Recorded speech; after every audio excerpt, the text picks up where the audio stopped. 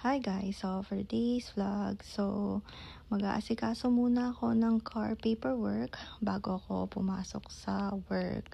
So syempre kakain muna tayo ng breakfast dahil mahaba-habang ayusan ng paperwork ito. So titingnan din natin yung weather kung saang ayon ba sa atin dahil nga marami tayong gagawin for today. So kakain muna tayo ng breakfast. So, ayan, binuksan ko yung ref kasi nga nailabas ko na yung cereal na kakainin ko. So, kailangan ko lang ng milk. So, ayan, yung crunchy pecan ang kakainin nating cereal at ayan yung milk. So, ayan, lalagay natin sa ating bowl. Ayan, natapon pa. Kasi isang kamay lang yung ginagamit ko dahil yung isa sa ating camera. So, ayan, konti lang dahil minsan hindi ko rin maubos. At lalagyan din natin ng milk. Syempre, yan, konti lang milk para hindi naman maging swimming pool ang ating bowl. So, ayan, kakain na tayo ng ating cereal. So, bihira lang din akong kumain, 'di ba, ng breakfast. At lalo na itong cereal. So, ayan, pero yun nga, dahil nga marami tayong gagawin, mag-aasikaso tayo ng car paperwork. So, ayan, kumain muna ako. Actually, ang first stop natin ay sa police station dahil kailangan kong mag-process ng or kumuha ng parking permit. So, ayan. Dahil pag walang parking permit, hindi natin pwedeng i-park yung ating sasakyan kahit na doon tayo nakatira. So, ayan, lagi talagang merong kailangan car permit dahil pag wala kang garage, hindi ka pwedeng bumili ng car. So, ayan. At syempre, dahil nagugutom pa ako dahil cereal lang yung kinain natin. So, ayan, meron akong nakitang fruit chiffon. So, mango and peach. So, ayan, nakaligo na ako guys niyan pero nagugutom pa ako. So, magkakape rin ako after.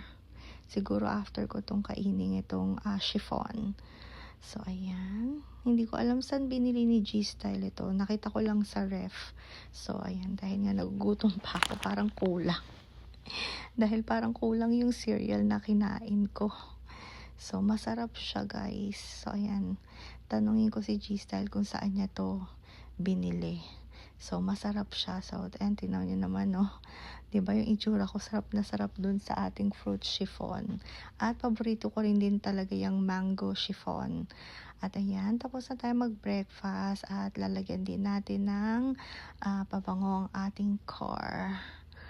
Ayan, and then pupunta na tayo sa police station dahil nga yun ang ating aasikasuhin today.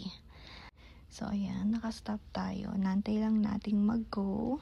So, pupunta tayo sa police station para kumuha ng parking certificate form. And then, yung form, dadalhin ko sa aking agent para i-fill out nila. And then, babalik na naman ako sa police station para i-process. So, ayan. So, pabalik-balik tayo mag-process ng parking permit. So, kailangan talaga yan dito sa Japan. So, ayan. Ayan yung way papunta doon. So, tara na guys. So, ayan. So, nakuha ko na yung form. So, pupunta na tayo sa aking agent. So, ayan. Nantay lang natin ulit mag-go. And then, dito yung way papunta sa agent. So, ayan. So, nagpark na ako dito and then maglalakad na lang ako papunta dun sa office ng house agent. So, ayan. Dito yung parking. So, medyo mainit nga guys pero okay lang. Kaya pa. So, ayan. So, mag-video muna tayo and then mag-start na tayong maglakad. Dahil nga dun sa office nila walang parking. So, ayan. Tara.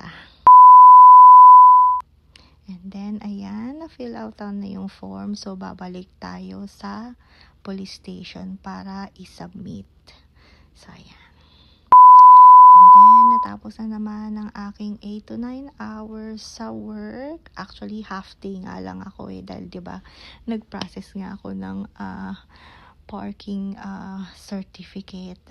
So, ayan. So, antayin lang natin after 3 days, babalik ako sa police station para pick upin yung parking certificate. So, ayan. Binigyan tayo ng date kung kailan natin pwedeng pick upin. So, wala namang time. So, within office hours nila. So, pwede nating pick upin yon. Basta, babalik ka dun sa date na nakalagay sa form. So, ayan. Uwi na tayo para mag-dinner. Dahil yun nga, nag-half day din ako sa work. So, yan. Galing din ako sa work niyan. So, ayan. So, syempre, gutom na tayo. At for sure, nakaluto na si G-Style. So, ayan. Ito yung niluto ni G-Style na nilaga. So, ayan. Buti na lang talaga. Laging may lutong bahay na pagdating ko. Ang swerte-swerte ko talaga. Dahil nga, ayan, laging nagluluto si G-Style ng food. So, ayan. Actually, diba, pag weekend, ako naman yung nagluluto ng breakfast nila. Ayan. Pero talagang pag weekday, si G-Style yung nagluluto. Ayan. O, diba, kitang-kita nyo naman, nagutom ako. Dahil ang dami kong kanin. At kumain na rin sila.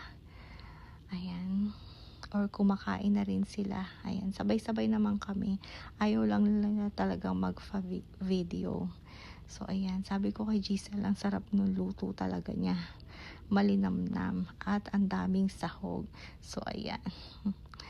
So, paborito nyo rin ba yan, guys? Yung nilaga. So, ayan. So, and then after nyan, matutulog na tayo. Alright, guys. Thank you guys for watching. See you guys next time. Bye, guys.